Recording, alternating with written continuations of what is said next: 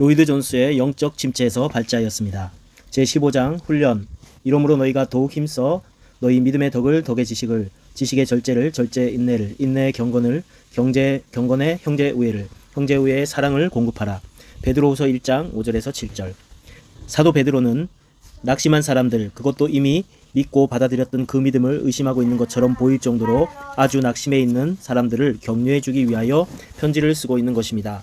만일 그 상태가 그대로 계속된다면 틀림없이 의심과 불안정한 마음으로 발전하게 되며 나아가서는 전에 우리가 구원받았던 그 옛 생활로 되돌아가려는 경향에 이르게 됩니다. 베드로의 서신에서 언급되고 있는 이 사람들은 그리스도인들입니다. 그러나 그들은 불행한 사람들이며 아주 분명히 열매도 맺지 못한 사람들이며 그들의 생활은 아무 목표도 없는 것 같이 보이며 또 그들은 다른 사람들에게 아무런 유익도 주지 못하는 사람들입니다. 그뿐 아니라 그들은 또한 그들 자신이 관심 두고 있는 일에 있어서도 별다른 결과를 얻지 못하여 그들이 가지고 있는 신앙은 그들에게 충만한 기쁨과 확신을 공급해 주지도 못합니다. 그들은 주님을 아는데 자라가지 않고 있습니다. 그들의 옛 죄를 깨끗게 하신 사실을 잊어버린 것 같고 그런 일이 있은 적도 없었다는 것처럼 살아가고 있습니다. 자기 자신에 있어서도 생활은 보잘것없으며 발전하고 진보할 가능성조차 보이지 않는 것 같습니다. 생활 전체에서 열매 맺기를 기대할 만한 부분은 전혀 없는 듯합니다. 우리가 상고해야 할 첫 번째 문제는 그 상태의 원인입니다. 사람들이 그런 상태에 빠지는 것은 도대체 무엇 때문입니까? 왜 그들은 열매 풍성이 맺히며 활동적이고 생명력이 있으며 또 생명을 주는 생활을 살고 있는 이들 그리스도인들과 같지 않은가? 그 차이는 무엇인가? 그런데 베드로가 본문에서 다루고 있는 그와 같은 침체 현상의 유일하고 궁극적인 원인이 있는데 그것은 전적으로 훈련 부족이라고 하는 사실을 사람들에게 아주 명백하게 말해주고 있다고 자신 있게 주장할 수 있을 것 같습니다. 그들의 생활 가운데 훈련과 질서가 아주 결여되어 있다는 사실, 바로 이것이 정말로 문제점입니다. 그 첫 번째 원인은 그들이 믿음에 대한 그릇된 견해를 가지고 있기 때문일 것입니다. 이러므로 너희가 더욱 힘써 너희의 믿음의 덕을 공급하라.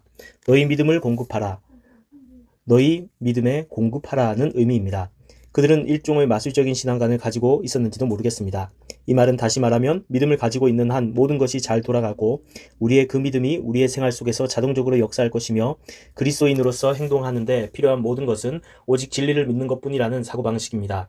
우리는 믿음을 받아들여야 하는데 일단 그렇게 한 다음에는 나머지 모든 것은 우리에게 일어나게 되기 마련이라는 것. 우리는 무슨 일이든지 결정을 내릴 때 여기서 한 발자국만 더 디딛고서 할 수 있으며 이것이 필요한 모든 것이라는 것입니다. 나는 그러한 사고방식을 마술적 신앙관 또는 자동적 신앙관에 가까운 것이라고 표현합니다. 그러나 나는 그것을 좀 더 다른 형태로 표현할 수도 있다고 봅니다.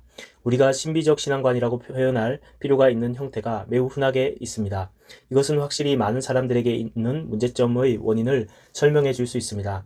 그런 사람들은 본문에서처럼 믿음이 덕과 지식과 절제와 인내와 경건과 형제 우애와 사랑으로서 보완될 필요가 있음을 깨닫지 못한다는 의미입니다. 이것은 우리가 다루고 있는 영적 침체와 무기력을 일으키는 중요한 원인입니다. 그러한 사람들은 그들의 시간을 이런 불행한 상태 속에서 보냅니다. 이 상태의 두 번째 일반적인 원인은 틀림없이 게으름 또는 나태함, 베드로의 말을 빌리면 힘쓰지 못함 때문입니다. 그는 말하기를 그러므로 더욱 힘써라고 하였습니다. 우리 모두를 괴롭히는 일종의 보편적인 나태함 또는 게으름이 있습니다. 이것은 마귀에 의하여 생기게 되는 것임에 틀림없습니다. 우리의 모든 일이 잘 되어가고 있을 때 기도 시간을 가지려 하면 어떻게 된 일인지 갑자기 피곤해하고 지친 기분을 느끼게 될 때가 있지 않습니까? 우리가 성경을 읽으려고 할 때 언제나 고단하고 졸리게 되는 것은 이상한 일이 아닙니까? 우리는 그것이 순전히 신체적인 상태와 관련 있는 문제이며 우리로서는 실제로 자신을 어떻게 할 수 없는 문제라고 쉽사리 믿어버립니다. 그러나 우리가 영적인 일에 몰두하기를 시작하자마자 우리는 전에는 아무리 영적으로 깨어 있었고 뜨거웠다 할지라도 우리를 괴롭히는 이 게으름과 나태함의 문제에 직면하게 된다는 사실이 분명해집니다. 또한 우물쭈물 지체하는 형태로 나타날 때 그 사실을 한번 봅시다. 우리는 성경 읽기를 갈망합니다. 성경을 깊이 연구하고 싶고 주석책도 읽어보고 싶습니다. 그러나 정작 그 순간에는 그것을 할 기분이 나질 않습니다. 그래서 우리는 기분이 제일 좋지 않을 때 이런 것들을 하려는 것은 잘못이라고 생각하고는 기분이 더 좋을 때까지 미루는 것이 좋겠다. 좀 더 적합한 기회가 있을 때 또 있을 테니까 하고 스스로 달래는 것입니다. 우리가 시간을 가지지 않는다면 우리는 기회를 놓치는 것입니다. 우리 모두는 이런 종류의 경험을 너무나도 많이 겪었을 것입니다. 시간이 정말로 왔을 때에는 이상하게도 우리는 생각하던 그 일에 몰두할 수 없는 자신을 느낍니다. 대부분의 우리는 훈련과 질서와 규율이 심각하게도 결여되어 있는 생활을 살아가고 있다는 사실에 논란의 여지가 없을 것입니다. 아마도 그리스도인에게 현재와 같은 어려운 생활이란 결코 없을 것입니다.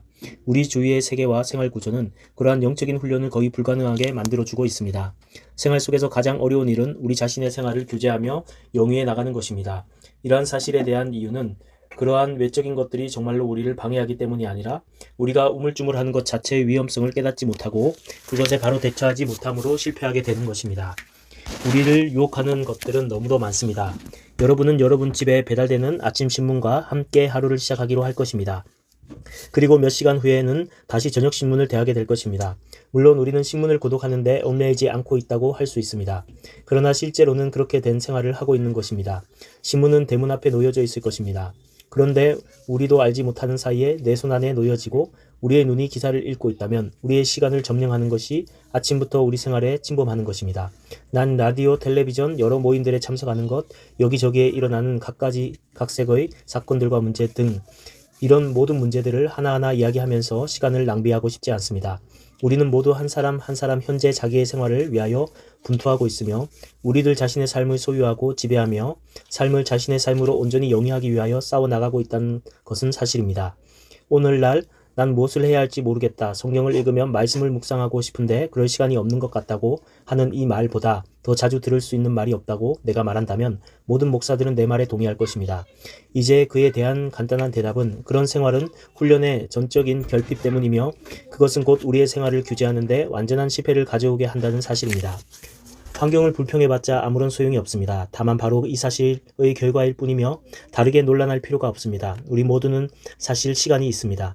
우리가 많이 다른 것들을 할 시간이 있다면 우리는 시간을 정말로 가지고 있는 것이며 이 점에 있어서 전적인 성공의 비결은 바로 그 시간을 취하여 그런 다른 일을 대신해 이 영혼의 문제에 그 시간을 줘야 할 것이라고 주장하는 것입니다. 이 사실이 우리가 마음속으로부터 마땅히 그래야 한다고 알고 있는 그 목표대로 자신의 삶을 규제하고 명령하며 통제하는 데 실패하는, 즉 생활 속에서의 훈련이 완전히 결핍되어 있는 우리의 당면한 문제의 둘째 원인입니다. 그것이 원인이라고 지적하였는데 이제 우리는 그것을 어떻게 취급할지에 대해서 말할 차례가 되었습니다. 이 본문의 상황에서 사도 베드로에 의하여 제기된 처방은 무엇입니까? 무엇보다도 먼저 그는 더욱 힘써라는 말을 강조하여 쓰고 있습니다. 다른 번역을 따르면 온갖 열성을 다 기울여 라고 언급하고 있습니다.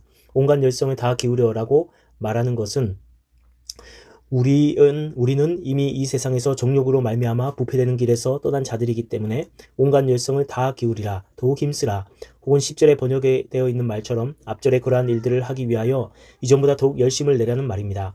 그래서 여기에 처방은 훈련과 근면을 시행하는 것입니다. 이 문제를 취급하는 가장 좋은 방법은 아마도 그것을 간단한 역사적 스케치를 통하여 살펴보는 것이겠습니다. 나는 여러분이 교회 역사를 빛낸 어느 정도든지 그의 생애를 읽을 때마다 그의 생애 중 가장 위대한 특징이 훈련과 질서였다는 사실을 금방 알게 되리라고 자신있게 말할 수 있습니다. 예외 없이 그것은 모든 뛰어난 하나님의 사람들의 보편적인 특징입니다. 헨리 마틴, 데이비드 브레이너드, 조나단 에드워즈, 웨슬리 형제들, 그리고 휘필드 등에 관하여 읽어보십시오. 그들의 일기를 읽어보십시오. 또 그들이 어느 교파에 속했는지 문제가 되지 않습니다. 그들은 모두 그들의 생활을 훈련시킨 사람들이었으며 또한 그것의 필요성을 강하게 주장한 사람들이었습니다. 그리고 그것은 그들에게 있어서 철저히 성경적이며 절대적으로 필수적인 문제였음이 분명합니다. 하나님께 나아가는 자는 그가 계신 것과 그들을 부지런히 찾는 자에게 상 주신 이심을 믿어야 할지니라고 말하고 있습니다. 우리는 찾을 때 계속하여 부지런히 찾지 않으면 안 됩니다. 우리의 행동만으로는 결코 충분한 것이 되는 것이 아니며 오직 하나님께서 당신을 부지런히 찾는 자에게 확실히 상 주시는 분이시라는 것입니다. 저 위대한 신앙의 사람들의 생애를 보십시오. 그리고 그들이 성경 읽는 것과 기도드리는 것과 그리고 여러 가지 다른 형태의 자기 성찰과 영적 훈련에 바친 시간을 보십시오. 그들은 교양과 영적 생활의 훈련을 믿었습니다. 그들이 그렇게 하였기 때문에 하나님께서는 그처럼 은혜스럽게 당신을 나타내 주시고 그들의 마음을 뜨겁게 하시는 그러한 강력한 체험을 가지도록 해주심으로써 그들에게 상을 주셨던 것입니다. 이러므로 우리는 먼저 훈련과 질서의 필요성을 철저히 시인하는 것입니다. 내가 만일 진실로 성경을 일간 신문보다 더 중요하다고 믿는다면 나는 신문 읽기 전에 나의 성경을 읽어야 할 것입니다. 다른 모든 것이 끝내지 못한 채 있다 할지라도 나는 이것을 끝내도록 하여야 할 것입니다. 나의 기도 시간이 그 권리를 주장하지 않으면 안 됩니다. 나는 또한 묵상을 위한 나의 시간을 가져야 할 것입니다. 다른 무엇이 행하여지지 않은 채로 있다 할지라도 나는 이것들을 하지 않을 수 없습니다. 바로 이것이 시작입니다. 이것이 질서의 한 요소가 생활 속에 되돌아오는 한 예증입니다. 너무도 많은 사람들은 단순히 스스로 착수하지 않았기 때문에 실패하여 비참하고 침체된 상태에 빠져 있는 것입니다.